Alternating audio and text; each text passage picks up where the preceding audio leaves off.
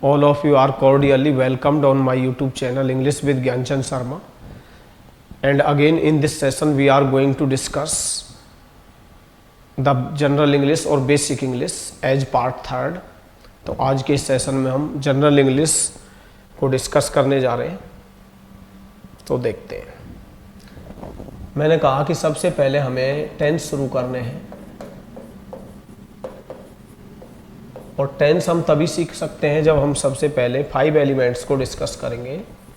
Subject क्या होता है आज जानेंगे हम, उसके बाद वर्ब क्या होती है, ऑब्जेक्ट को कैसे फाइंड आउट करें, आइडेंटिफाई करें, एडवर्ब, एडवर्बियल, एडजंक्ट,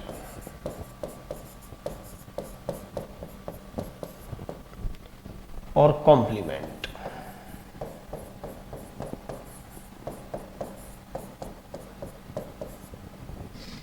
ये 5 एलिमेंट्स होते हैं किसी भी क्लॉज के अंतर्गत।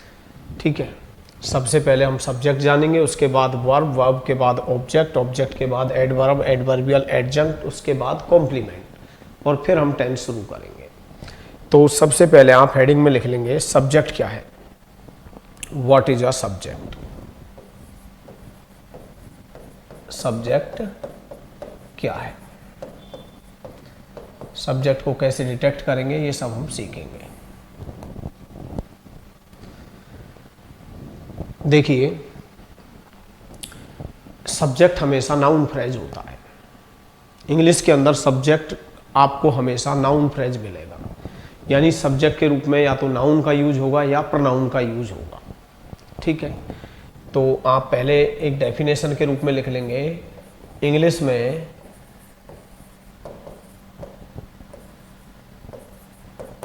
सब्जेक्ट हमेशा नाउन फ्रेज होता है। फ्रेज बताऊंगा मैं, sentence, any part of a sentence में बी अ फ्रेज। सेंटेंस का कोई भी पार्ट फ्रेज हो सकता है।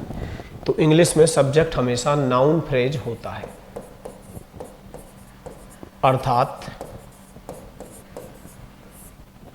सब्जेक्ट हमेशा नाउन अथवा प्रोनाउन होता है। सब्जेक्ट हमेशा नाउन अथवा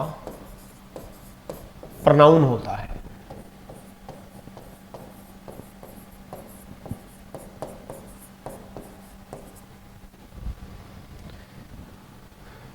तो इंग्लिश में जो सब्जेक्ट होगा वो हमेशा नाउन फ्रेज होता है, अर्थात सब्जेक्ट हमेशा नाउन या प्रोनाउन होता है। अब देखिए, मैं ये भी कह सकता हूं इंग्लिश में सब्जेक्ट को निम्नांकित फॉर्म्स में देखा जा सकता है।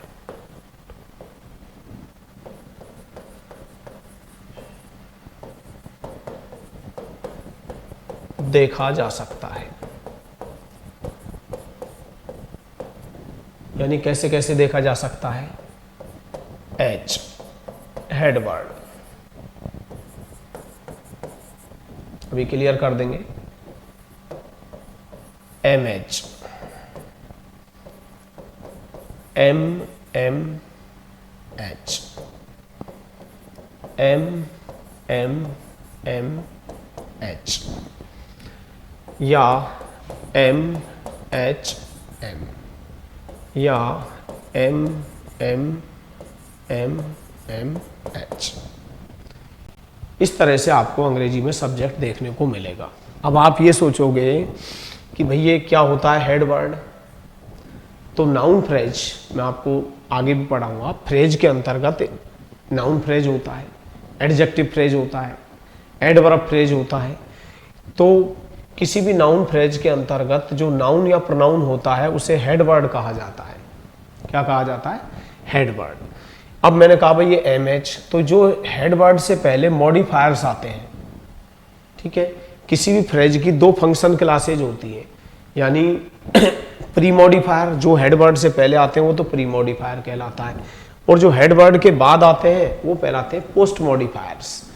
यानी मैंने अगर सब्जेक्ट के रूप में लिख दिया दो लड़कियां, क्या लिख दिया, दो लड़कियां, टू गर्ल्स। अब यहां पर ये कौन सा पैटर्न कहलाएगा, एम एच, क्योंकि गर्ल्स यहाँ नाउन है और ये क्या है, हेड वर्ड। तो अभी मैं आपको क्लियर भी कर देता हूँ, सब्जेक्ट के रूप में या तो हेड वर्ड मिलेगा यानी नाउन या प्रोनाउन मिलेगा, या सब्जेक्ट के रूप में एम एच मिलेगा यानी हेड वर्ड से पहले कोई मॉडिफायर आ जाएगा, या हेड वर्ड से पहले दो मॉडिफायर्स आ जाएंगे एम एम एच, या हेड वर्ड से पहले तीन मॉडिफायर्स आ जाएंगे, या हेड वर्ड के बाद भी आपको मिलेगा मॉडिफायर और पहले भी मिलेगा। इस तरह से आपको सब्जेक्ट देखने को मिलेगा। जैसे अभी हम फॉर इंस्टेंस, उदाहरण के लिए, फॉर इंस्टेंस, उदाहरण के लिए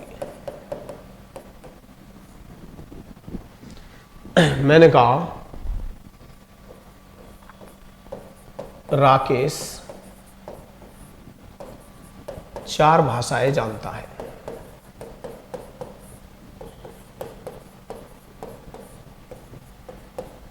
राकेश 4 भाषाएं जानता है। ठीक है, क्रिया हो गई जानना, और जानने वाला कौन, राकेश। अब मैं इसकी इंग्लिश बनाऊंगा तो सबसे पहले इंग्लिश में सब्जेक्ट मैंने लिख दिया राकेश। ठीक है, उसके बाद हमने क्रिया लिख दी नो। नो मीन्स होता है जानना, लेकिन कर्ता एक वचन है, फर्स्ट फॉर्म में क्या लगेगा, S. Rakesh knows. Four means 4, languages, और 4 लिखेंगे तो नाउन कैसी आएगी, प्लूरल आएगी। अब मैंने कहा कि जो सब्जेक्ट होता है वो हमेशा नाउन या प्रोनाउन होता है, तो ये राकेश क्या है, नाउन, और नाउन में भी ये कौन सी है, प्रॉपर नाउन, क्योंकि नाम किसी का भी हो, मंडे प्रॉपर नाउन, डे का नाम है, जुलाई प्रॉपर नाउन, मंथ का नाम है। अब राकेश के लिए यहाँ क्या आएगा, ही, और ही सीट किस में आते हैं, एक वचन में, तो एक वचन में फर्स्ट फॉर्म में क्या लगता है, एस या एस। तो यहाँ पर जो राकेश है इसको मैं क्या कहूँगा, हेड वर्ड। मैंने कहा ना कि नाउन फ्रेज, सब्जेक्ट हमेशा आपका नाउन फ्रेज होगा, और सब्जेक्ट नाउन फ्रेज होगा तो इसमें जो हेड वर्ड होगा वो हमेशा नाउन या प्रोनाउन होता है। तो ये हमारा सब्जेक्ट हो गया। और देख लेते हैं दूसरा सेंटेंस। मैंने कहा राकेश नोज 4 लैंग्वेजेस। राकेश कितनी भाषाएं जानता है, 4। इसके बारे में पढ़ाया जाएगा। 4 यहाँ एडजेक्टिव ऑफ नंबर है, एडजेक्टिव ऑफ नंबर, क्योंकि यहाँ पर संख्या बताई गई। और जो एडजेक्टिव जो होते हैं वो हमेशा नाउन को डिस्क्राइब करते हैं। ठीक है, नाउन के बारे में बताते हैं। तो भाषाएं कितनी है, 4, तो ये क्या हो गया, एडजेक्टिव ऑफ नंबर, जो हम आगे चल के डिस्कस करेंगे। दूसरा सेंटेंस देख लीजिए आप। हम सामाजिक अन्याय के विरुद्ध लड़ रहे हैं।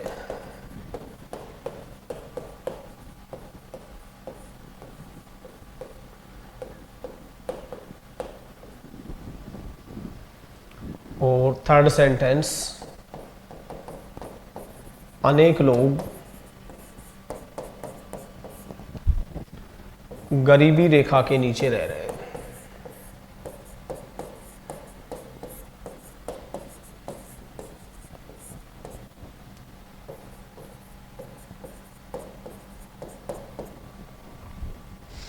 मैंने कहा हम सामाजिक अन्याय के विरुद्ध लड़ रहे हैं। ठीक है, लड़ने वाला कौन, हम। लड़ने वाला कौन, हम, तो वी सब्जेक्ट हो गया। रहा है, रही, आ रहा है, लड़ रहे हैं, प्रेजेंट कंटिन्यूअस टेंस, इसका मतलब अभी भी लड़ रहे हैं, काम अभी भी जारी है। तो हमने लिख दिया we are. Helping verb is are am आएगी, और इज आर एम के साथ हम मेन वर्ब की फर्स्ट फॉर्म में क्या लगा देते हैं, आई एन जी, तो वी आर फाइटिंग। और यदि हम किसी भी सामाजिक सोशल एबिल्स के विरुद्ध, कैंसर, बीमारी, डिजीज, इनके विरुद्ध लड़ते हैं तो फाइट के बाद अगेंस्ट प्रपोजिशन आता है, तो वी आर फाइटिंग, हम लड़ रहे हैं अगेंस्ट सोशल इनजस्टिस, हम किसके विरुद्ध लड़ रहे हैं? सामाजिक अन्याय के विरुद्ध लड़ रहे हैं। अब यहां पर जो हमने ये वी लिखा है, ये वी क्या है? सब्जेक्ट है। और वी क्या होता है? प्रोनाउन। तो ये क्या हो गया यहाँ पर? हेड वर्ड हो गया। और मैंने आपसे पहले ही बोल दिया कि किसी भी सब्जेक्ट हमेशा नाउन फ्रेज होगा, यानी सब्जेक्ट या तो आपका नाउन होगा या प्रोनाउन होगा। अब मैंने कहा अनेक लोग गरीबी रेखा के नीचे रह रहे हैं, काम अभी भी जारी है, अभी भी लोग रह रहे हैं, तो रहने वाला कौन है? अनेक लोग। तो मैंने लिखा मैनी पीपल, अनेक लोग आर लिविंग। ठीक है, आपको एक नियम पढ़ाया जाएगा, कोई वर्ब के अंत में सिंगल ई आ रहा है तो ई को डिलीट कर देते हैं, तो लिव का क्या हो गया यहाँ पर? लिविंग। तो मैनी पीपुल आर लिविंग, अनेक लोग रह रहे हैं below the poverty line. Label दर्शाने के लिए, और वैसे भी बीपीएल की फुल फॉर्म क्या होती है?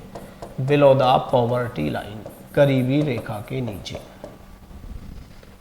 अब यहां रहने वाले कौन है? अनेक लोग। अब देखिए मैंने क्या कहा कि जो सब्जेक्ट होता है वो हमेशा आपका नाउन या प्रोनाउन होगा, तो ये नाउन हो गया पीपुल, बहुवचन में यूज होता है इसका, तो ये हेड वर्ड हो गया। अब इससे पहले जो ये मैनी दे रखा है, ये क्या हो गया? M, modifier. आगे पढ़ाया जाएगा, जनरली मॉडिफायर्स के रूप में एडजेक्टिव्स का यूज होता है। अभी मैनी क्या बता रहा है यहाँ पर? संख्या, संख्यावाची विशेषण हो गया है, एडजेक्टिव ऑफ नंबर, कि लोग कितने हैं? अनेक है। तो ये सब्जेक्ट यहाँ किस फॉर्म में हो गया? एमएच फॉर्म में। और मैंने आपको बता ही दिया कि सब्जेक्ट हमेशा आपका नाउन फ्रेज होता है, यानी सब्जेक्ट में हमेशा आपको नाउन या प्रोनाउन मिलेगा। तो यहाँ तो हेड वर्ड खुद ही क्या था? प्रोनाउन, लेकिन यहाँ पर हेड वर्ड तो पीपुल है। इससे पहले जो मैनी आ रहा है ये क्या है? एडजेक्टिव ऑफ नंबर, जो कि यहाँ पर मॉडिफायर का काम कर रहा है। तो यहाँ पर जो सब्जेक्ट की पैटर्न है वो क्या हो गई? एमएच। ठीक है, और देखते हैं थर्ड सेंटेंस देखते हैं।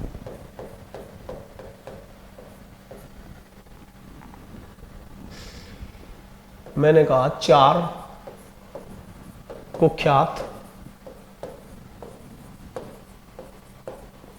अपराधियों ने अपना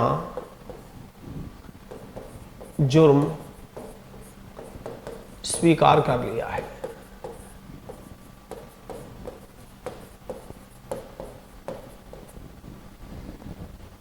चार कुख्यात अपराधियों ने अपना जुर्म स्वीकार कर लिया है। देखो अभी पहले वर्ब आई थी अपने जानना, तो जानने की इंग्लिश क्या होती है? First know, new,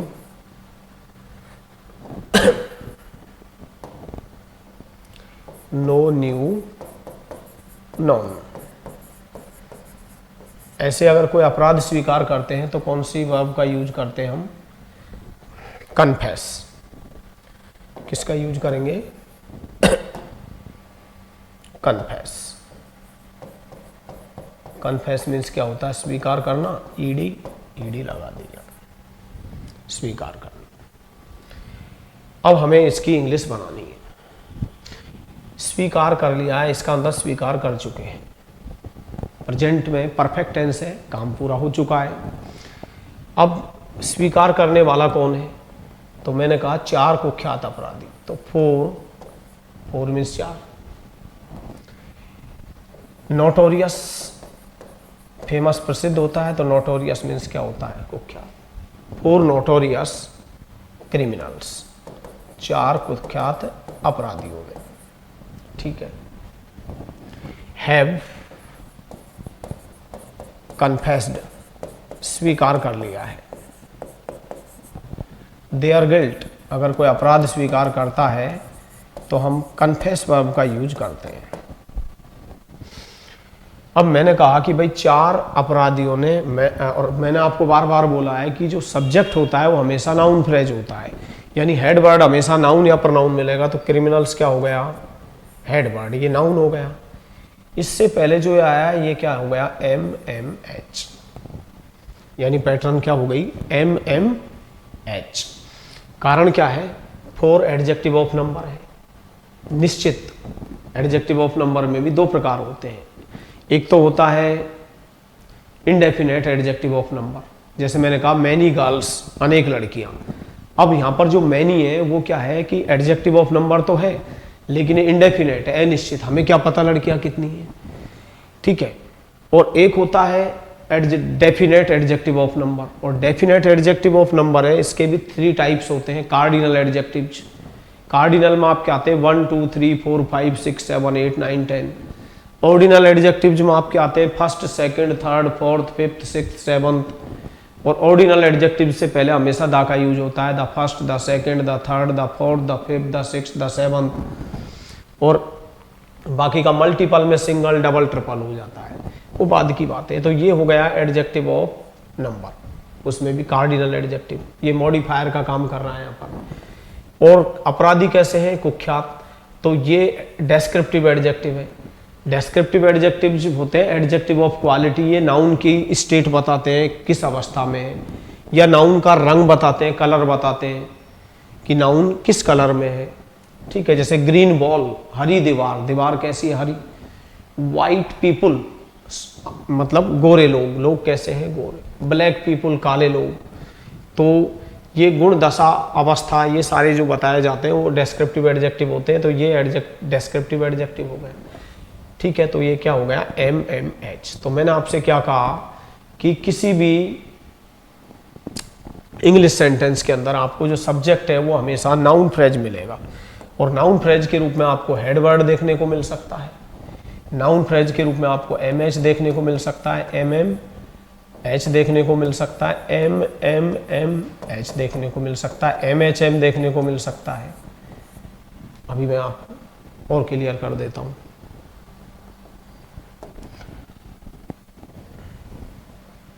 next sentence देखते हैं।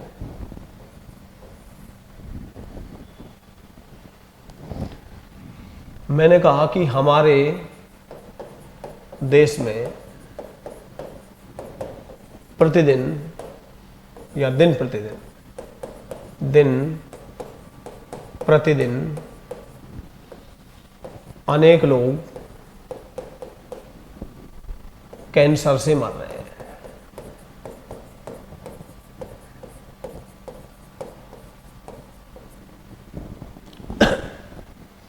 हमारे देश में दिन प्रतिदिन अनेक लोग कैंसर से मर रहे हैं।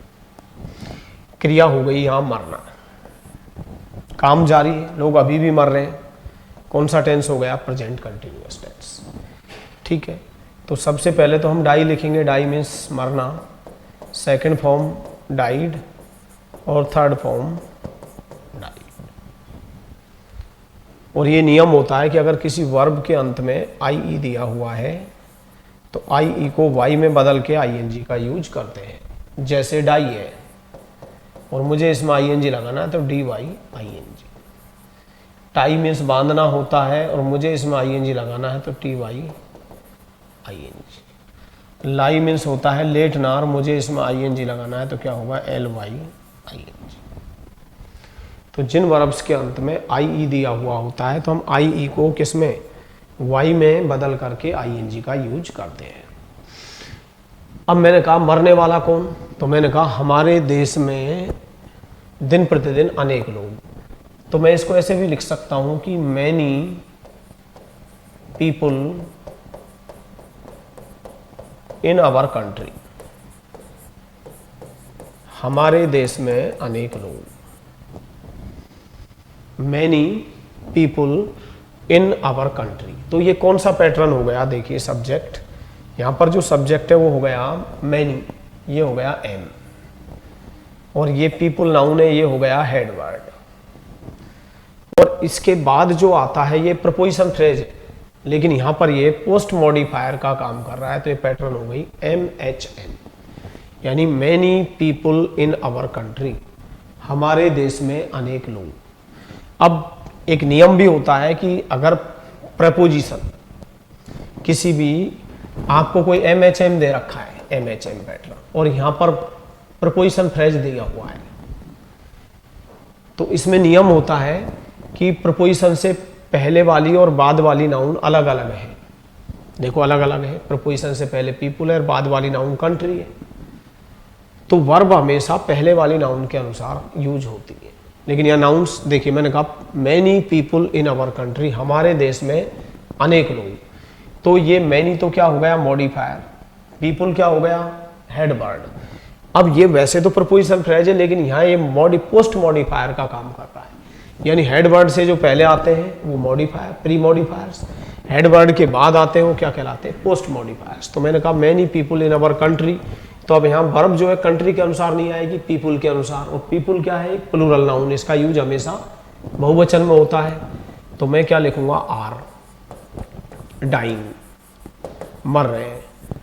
अब इंग्लिश का ये नियम होता है कि यदि कोई व्यक्ति बीमारी से मरे, भूख से मरे, तो डाई के बाद ऑफ प्रपोजिशन का यूज होता है। हिंदी के पॉइंट ऑफ व्यू से नहीं चलना है हमें। तो many people in our country are dying of cancer, हमारे देश में अनेक लोग कैंसर से मर रहे हैं। डे बाय डे, दिन प्रतिदिन। तो हमने इंग्लिश किस में बना ली प्रेजेंट कंटिन्यूअस टेंस। तो यहाँ पैटर्न क्या हो गई MHM। मैं इसको यूं भी बना सकता, हम लोग ऐसे भी इंग्लिश बना सकते हैं इसकी कि many people are dying of cancer in our country day by day.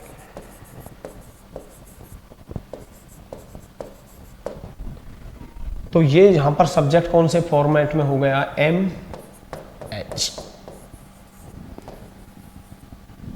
ऐसे भी लिख सकते हैं। और ये जो है ये प्रपोजिशन फ्रेज के रूप में काम करेगा, एडवर्बियल के रूप में, ये आगे चल के पढ़ेंगे।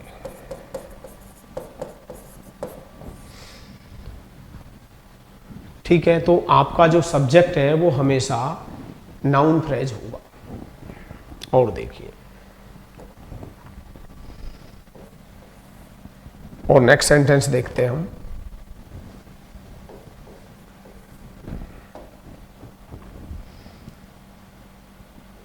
A girl with blue eyes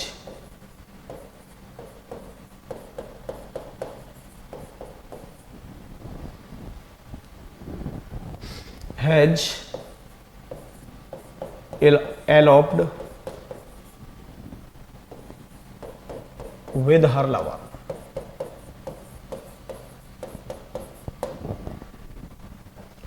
तो मैंने क्या लिखा है ये पैटर्न M, गर्ल क्या है हेड वर्ड। अब ये प्रपोजिशन फ्रेज है कि a girl with blue eyes, लेकिन ये यहां पर किसका काम करेगा M का, MHM। अब जो वर्ब होगी, चूंकि यहां भागी कौन है अपने ईसाई प्रेमी के साथ एक लड़की, तो वर्ब हमेशा पहले वाली नाउन के अनुसार आएगी। तो यहां पर हम क्या लिखेंगे हैज। ये नहीं आपने आइज देख के किसका यूज कर दिया हैव का।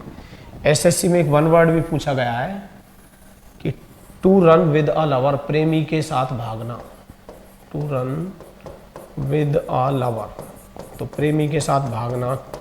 इसके लिए वन वर्ड में हम किस वर्ड का यूज करेंगे एलोप, ELOP। ठीक है, अब हम हेडिंग में लिखते हैं सब्जेक्ट को आइडेंटिफाई कैसे करें। How to find out, find out का मतलब पता लगाना, ट्रेस आउट चिन्हित करना यानी पहचानना, आइडेंटिफाई पहचान करना, डिटेक्ट पता लगाना, सर्च फॉर तलाश करना, लुक फॉर तलाश करना, अ सब्जेक्ट, सब्जेक्ट का पता कैसे लगाएं। देखो ये तो मैंने आपको बता ही दिया कि इंग्लिश में जो सब्जेक्ट होता है वो हमेशा नाउन फ्रेज होता है। यानी सब्जेक्ट हमेशा या तो नाउन होगा या प्रोनाउन होगा। अब क्वेश्चन ये उठता है कि हाउ टू फाइंड आउट, कैसे पता लगाएं, हाउ टू ट्रेस आउट, कैसे चिन्हित करें, आइडेंटिफाई करें, डिटेक्ट करें, सर्च फॉर करें, लुक फॉर करें सब्जेक्ट। तो जनरली आम रूप से हम क्रिया प्लस करने वाला कौन, देखो क्रिया के भी दो प्रकार होते हैं, अभी हम डिस्कस करेंगे। क्रिया प्लस करने वाला कौन बराबर कर्ता, और इंग्लिश में हम बात करें तो वर्ब, मेन जो वर्ब है हूँ परफॉर्म्स, क्रिया को कौन परफॉर्म करता है। अगर ये दिया हुआ है तो हमारे पास सब्जेक्ट है हूँ परफॉर्म्स।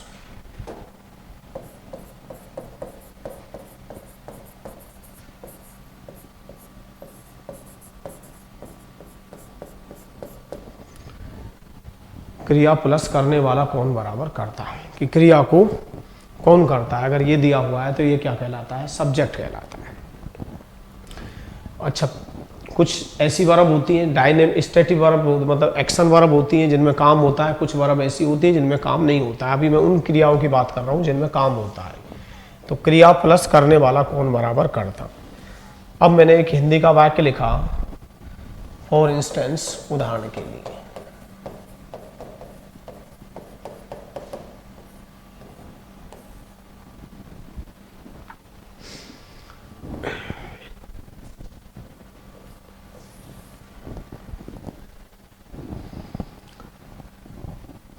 राकेश हिंसा का सहारा ले रहा है।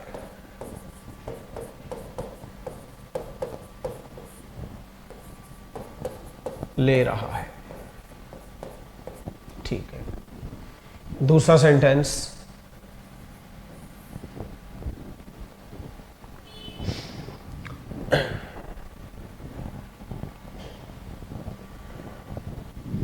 राकेश हिंसा का सहारा ले रहा है। एक तेज रफ्तार ट्रक हमारे कॉलेज गेट के सामने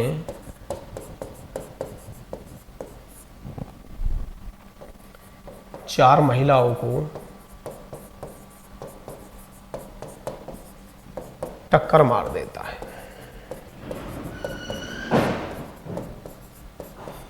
टक्कर मार देता है। देखिए, अभी टेंस हम शुरू करेंगे, बाद की बात है, अभी हम केवल सब्जेक्ट के बारे में जान रहे हैं। तो पहला सेंटेंस है राकेश हिंसा का सहारा ले रहा है, तो यहाँ क्रिया हो गई लेना। लेकिन देखिए, इंग्लिश के अपने वोकैब होती है, इंग्लिश के अपने वर्ड्स होते हैं। तो मैंने कहा राकेश हिंसा का सहारा ले रहा है, तो एक वर्ड रिजॉर्ट, अगर हम इसका नाम यूज नाउन के रूप में करते हैं तो रिजॉर्ट नाउन होती है, जिसका मतलब होता है आश्रय स्थल। लेकिन जब हम इसका प्रयोग वर्ब के रूप में करते हैं तो ये रिसोर्ट कहलाता है, प्रोनाउंस रिसोर्ट हो जाता है वर्ब के रूप में। और रिसोर्ट के बाद हम टू प्रपोजिशन का यूज करते हैं, उनसे प्रपोजिशन का टू प्रपोजिशन। मैंने कहा राकेश हिंसा का सहारा ले रहा है, तो सब्जेक्ट हमारा क्या हो गया, राकेश। प्रेजेंट कंटिन्यूअस टेंस हो गया, तो इज आर एम के बाद फर्स्ट फॉर्म में किसका यूज होगा, आईएनजी का। तो Rakesh is resorting to violence. देखो, हिंदी होती है, इंग्लिश अपनी जगह है। हिंदी में सहारा लेना है, अंग्रेजी में रिसोर्ट बोलेंगे, ठीक है।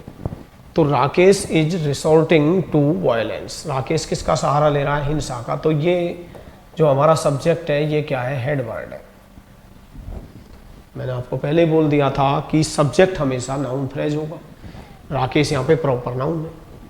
दूसरा वाक्य है, एक तेज रफ्तार ट्रक हमारे कॉलेज गेट के सामने चार महिलाओं को टक्कर मार देता है। तो क्रिया हो गई टक्कर मार देना। क्या हो गई, टक्कर मार देना। अभी मैं लिखवाऊंगा आपको।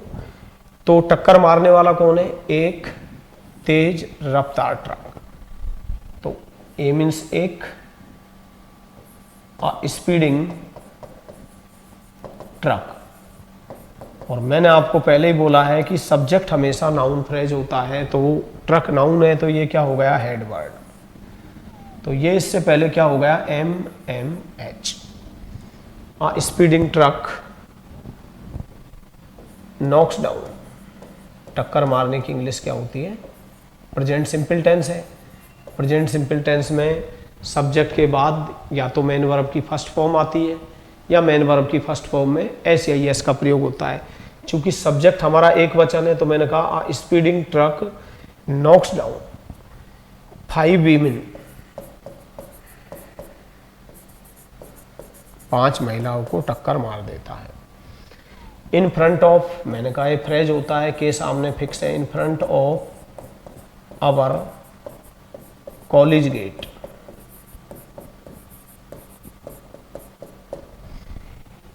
तो देखिए सब्जेक्ट किस फॉर्मेट में हो गया, MMH। तो सब्जेक्ट आपका हमेशा नाउन या प्रोनाउन होता है, ठीक है।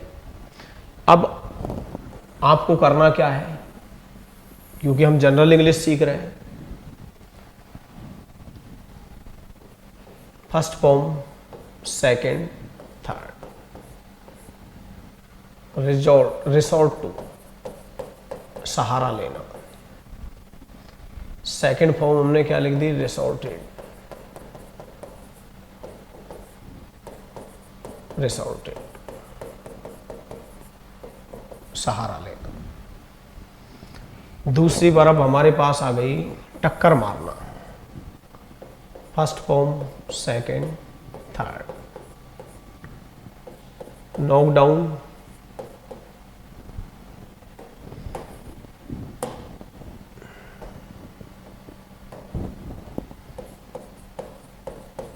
नॉक डाउन, टक्कर मारना। Second form knock down, third form knock down, और कुचलने के लिए क्या आता है, रन ओवर, ठीक है। तो इंग्लिश में जो सब्जेक्ट को पता लगाने का तरीका ये है कि क्रिया प्लस करने वाला कौन,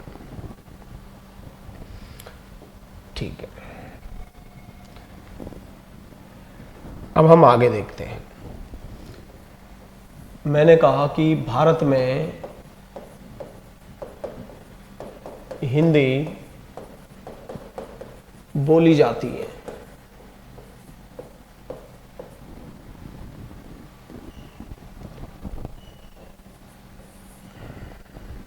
भारत में हिंदी बोली जाती है। 4 कुख्यात अपराधियों को गिरफ्तार कर लिया गया है।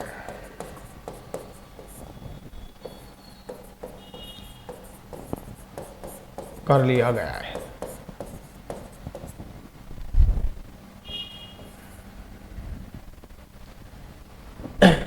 4 दिन पहले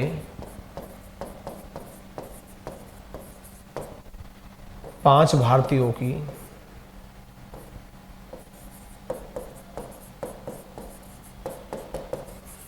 लंदन में हत्या कर दी गई।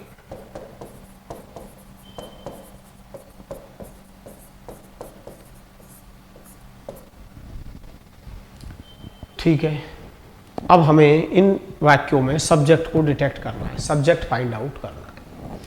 मैंने कहा भारत में हिंदी बोली जाती है, क्रिया है बोलना।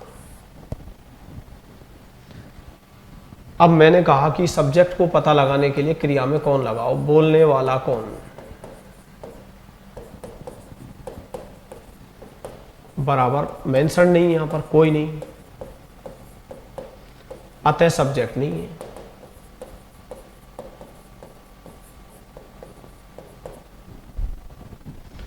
और देखिए टेंस में अगर आपको अंग्रेजी बनानी है तो सब्जेक्ट का होना बहुत जरूरी है, मैंडेटरी है। अब चूंकि इस वाक्य में सब्जेक्ट ही नहीं है, भारत में हिंदी बोली जाती है, तो अंग्रेजी आप बना ही नहीं सकते। किसमें, टेंस में। मैंने कहा 4 कुख्यात अपराधियों को गिरफ्तार कर लिया गया है, तो वही मैंने कहा गिरफ्तार करने वाला कौन, करने वाला कौन, अब यहां दे नहीं रखा है, कोई नहीं, अतः सब्जेक्ट नहीं है।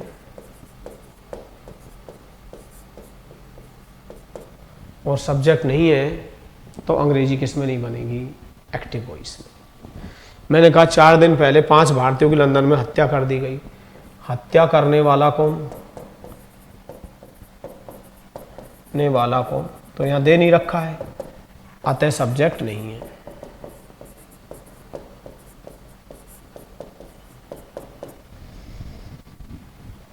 अब ऐसे वाक्यों की इंग्लिश कैसे बनाई जाए, क्वेश्चन ये उठता है। क्योंकि अगर हम टेंस में किसी भी वाक्य की इंग्लिश बनाएंगे तो सबसे पहले सब्जेक्ट का होना जरूरी है।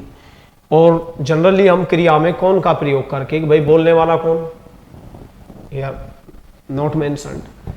मैंने कहा 4 कुख्यात अपराधियों को गिरफ्तार कर लिया गया, गिरफ्तार करने वाला कौन? दे नहीं रखा। मैंने कहा 4 भारतीयों की हत्या कर दी गई, हत्या करने वाला कौन? कोई नहीं। तो आप इंग्लिश इसकी टेंस में नहीं बना सकते। अब इंग्लिश में सब्जेक्ट का प्रयोग 2 तरह से होता है, एक तो एक्टिव वॉइस के रूप में और एक पैसिव वॉइस के रूप में। अब ऐसे वाक्यों की अंग्रेजी हमें पैसिव वॉइस में बनानी है। यानी सब्जेक्ट के 2 प्रकार होते हैं वॉइस के, एक तो एक्टिव वॉइस। एक्टिव वॉइस में सब्जेक्ट काम करेगा, इसलिए उसका नाम एक्टिव वॉइस पड़ा है। जितने भी काम होंगे, बोलेगा तो सब्जेक्ट काम बोलेगा, हत्या करेगा तो सब्जेक्ट हत्या करेगा, गिरफ्तार करेगा तो सब्जेक्ट गिरफ्तार करेगा। यानी जितने भी काम होते हैं वो सब्जेक्ट के द्वारा किए जाते हैं, इसलिए उसे हम एक्टिव वॉइस बोलते हैं।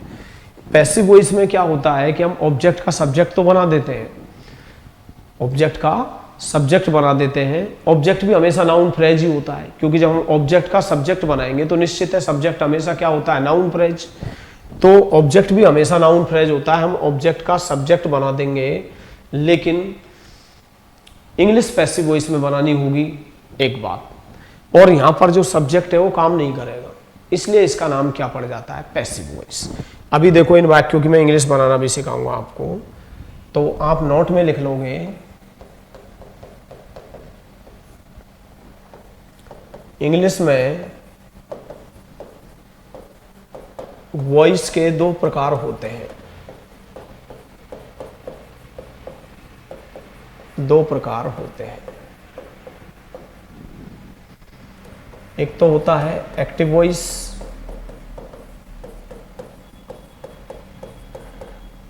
और बी पर होता है पैसिव वॉइस। एक्टिव वॉइस और पैसिव वॉइस। वॉइस के कितने टाइप्स होते हैं? 2। अर्थात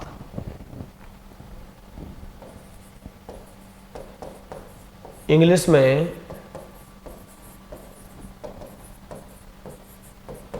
सब्जेक्ट का प्रयोग 2 तरह से किया जाता है, 2 तरह से किया जाता है। यानी सब्जेक्ट को अपन 2 रूप में पढ़ेंगे, एक्टिव वॉइस के रूप में और पैसिव वॉइस के रूप में। ठीक है, अब समझ लें आप। फॉर एग्जाम्पल,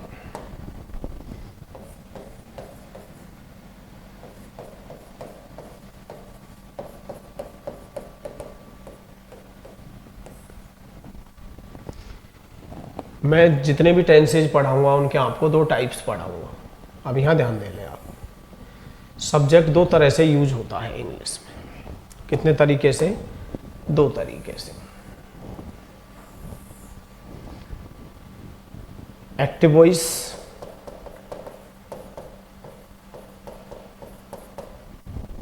और पैसिव वॉइस।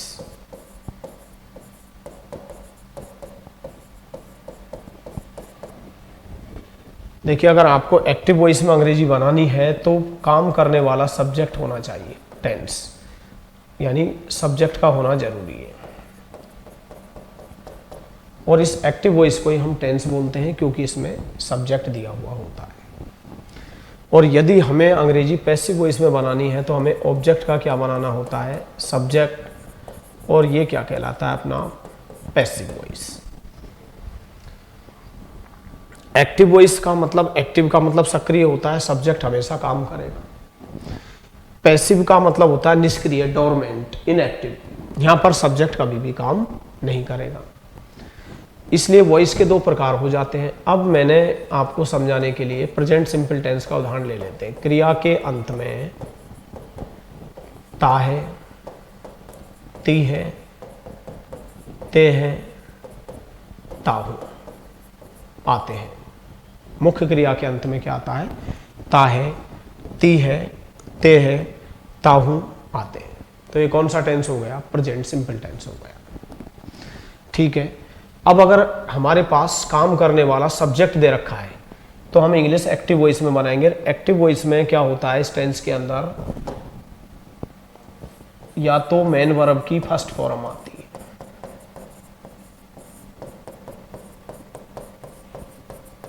अथवा मेन वर्ब की फर्स्ट फॉर्म में एस या ई एस का प्रयोग होता है। एक्टिव वॉइस में या तो मेन वर्ब की फर्स्ट फॉर्म आती है या मेन वर्ब की फर्स्ट फॉर्म में एस या ई एस का प्रयोग होता है। और अगर हम इसका पैसिव वॉइस बनाएंगे तो ये बनता है इज आर एम, और चूंकि पैसिव वॉइस में हमेशा मेन वर्ब की थर्ड फॉर्म आती है, यानी प्रेजेंट सिंपल टेंस का जो पैसिव वॉइस है वो किस में बनता है? इज आर एम में। अब हम इसको एक साथ यहां रख देते हैं और अब हम कुछ सेंटेंसेस से क्लियर करते हैं। देखिए,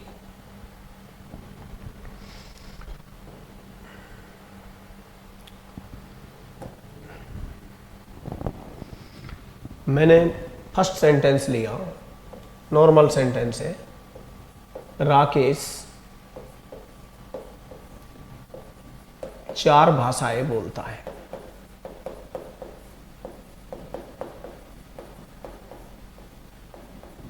राकेश 4 भाषाएं बोलता है। क्रिया है बोलना, स्पीक, स्पोक, स्पोकन। बोलने वाला कौन? राकेश। देखिए क्रिया क्या है? बोलना। बोलने वाला कौन है? राकेश। तो हम अंग्रेजी किस में बना लेंगे? टेंस में। Rakesh speaks 4 languages. राकेश कितनी भाषाएं बोलता है? 4 भाषाएं। तो ये किस में हो गई? इंग्लिश एक्टिव वॉइस में। Rakesh speaks 4 languages. तायती आ रहा है, कर्ता एक वचन है, तो फर्स्ट फॉर्म में क्या लगेगा? एस या ई एस। ये अभी मैं टेंस में आपको बनाना सिखाऊंगा। तो राकेश कितनी भाषाएं बोलता है? 4 भाषाएं बोलता है। मैंने आपसे कहा कि सब्जेक्ट हमेशा आपका नाउन फ्रेज होता है, यानी सब्जेक्ट में ये हेड वर्ड है राकेश। राकेश यहाँ क्या है? नाउन है, तो ये हेड वर्ड हो गया, प्रॉपर नाउन है। अब चूंकि इस वाक्य में ऑब्जेक्ट भी दे रखा है और मैं आपको आगे चल के पढ़ाऊंगा, पैसिव वॉइस ट्रांसफॉर्मेशन के अंदर आता है। ट्रांसफॉर्मेशन का मतलब होता है एक वाक्य को दूसरे वाक्य में चेंज करना, but without altering, without changing it's real meaning. परंतु इसके वास्तविक अर्थ में कभी परिवर्तन नहीं आना चाहिए। जैसे मैंने कहा वह ईमानदार है, ही इज ऑनेस्ट, तो मैं यूं भी कह सकता हूं ही इज नॉट डिसऑनेस्ट, वह बेईमान नहीं है। तो पैसिव वॉइस में, पैसिव वॉइस ट्रांसफॉर्मेशन में आता है। ट्रांसफॉर्मेशन में कभी रियल मीनिंग नहीं बदलता है, तो मैं यूं भी कह सकता हूं 4 भाषाएं राकेश के द्वारा बोली जाती हैं। 4 भाषाएं राकेश के द्वारा बोली जाती है। तो मैं क्या लिखूंगा? 4 लैंग्वेजेज। 4 languages are spoken. 4 भाषाएं बोली जाती हैं। किसके द्वारा? बाय राकेश। इंग्लिश किस में बन गई? पैसिव वॉइस में। मैंने आपको क्या कहा कि एक्टिव वॉइस में सब्जेक्ट काम करता है, तो यहां पर राकेश क्या कर रहा है? बोलता है। पैसिव वॉइस में ऑब्जेक्ट का सब्जेक्ट बनाया जाता है, कभी भी सब्जेक्ट काम नहीं करेगा, इसलिए तो इसका नाम क्या पड़ा है? Passive voice. मैंने यहाँ यूं नहीं कहा कि 4 भाषाएं बोलती हैं, मैंने कहा 4 भाषाएं बोली जाती हैं। अब आपको अच्छे से पता होना चाहिए कि चाहे नाउन हो या प्रोनाउन हो, हमेशा यानी कहने का मतलब है कि इंग्लिश में चाहे सब्जेक्ट हो या ऑब्जेक्ट हो, नाउन फ्रेज होते हैं। तो ये भी क्या है, देखो सब्जेक्ट नाउन फ्रेज, ये क्या हो गया एम और ये क्या हो गया एच।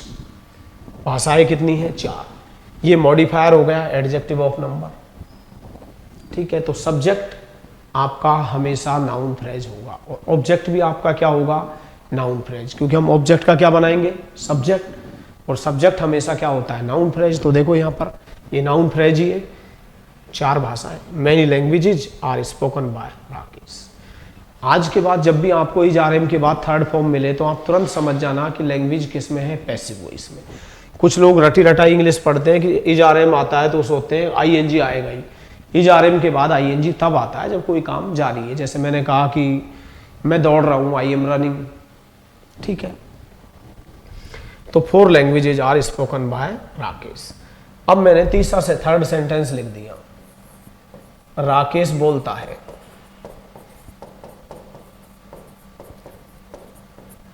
ठीक है।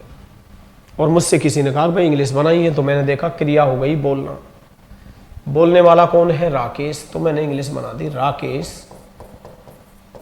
स्पीक्स। अब यहां पर मैंने एक ऑप्शन को खो दिया है। देखो यहां तो मेरे पास, यहां पर हमारे पास 2 ऑल्टरनेटिव जो विकल्प हैं। हम इंग्लिश एक्टिव वॉइस में बना सकते हैं, इंग्लिश पैसिव वॉइस में बना सकते हैं, क्योंकि हमारे पास सब्जेक्ट भी दिया हुआ था और हमारे पास ऑब्जेक्ट भी दिया हुआ है। लेकिन यहां पर हमारे पास ऑब्जेक्ट नहीं है। अगर टेंस में अंग्रेजी बनानी है तो सब्जेक्ट का होना जरूरी है, और पैसिव वॉइस में अंग्रेजी बनानी है तो ऑब्जेक्ट का होना मैंडेटरी है। अब मैंने 4th सेंटेंस लिख दिया, 4 भाषाएं बोली जाती हैं।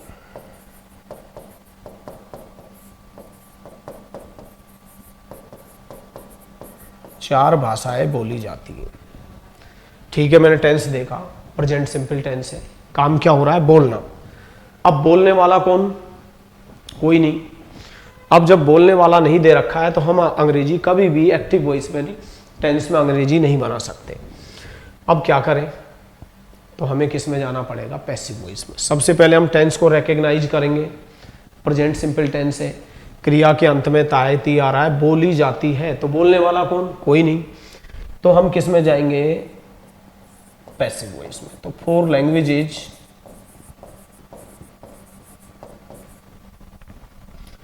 आर स्पोकन, 4 भाषाएं बोली जाती हैं, ठीक है। तो लैंग्वेज किस में गई, पैसिव वॉइस में। तो कहने का मतलब है कि इंग्लिश में आपको सब्जेक्ट का प्रयोग 2 तरह से करना है, एक्टिव वॉइस के रूप में भी और पैसिव वॉइस के रूप में। यहां आप नोट कर लेंगे, आगे देखते हैं।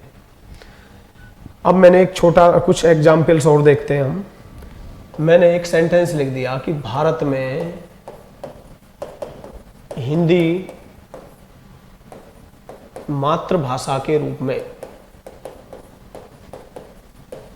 बोली जाती है।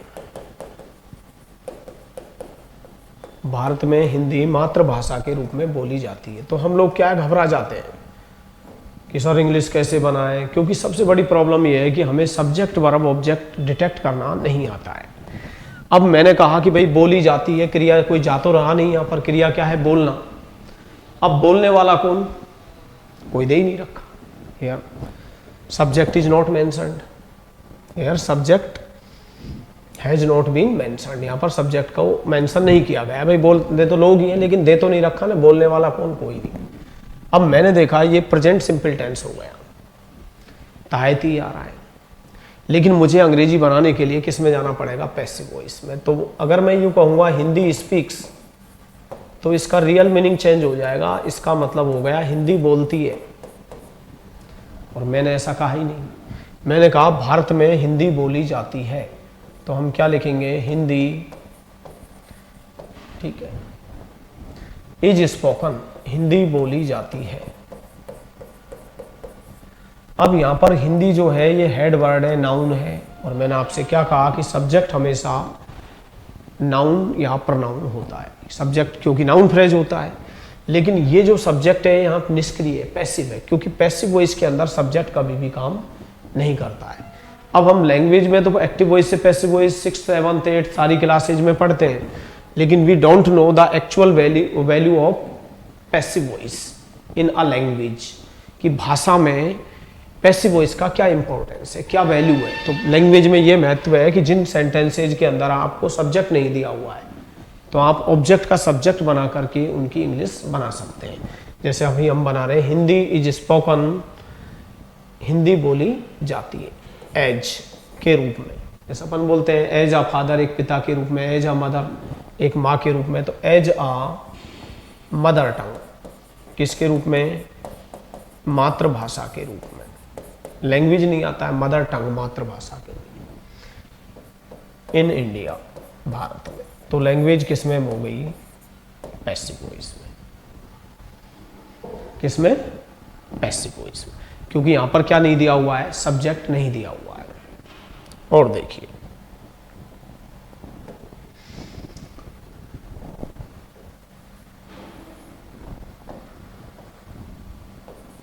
चार भारतीयों की लंदन में हत्या कर दी जाती है।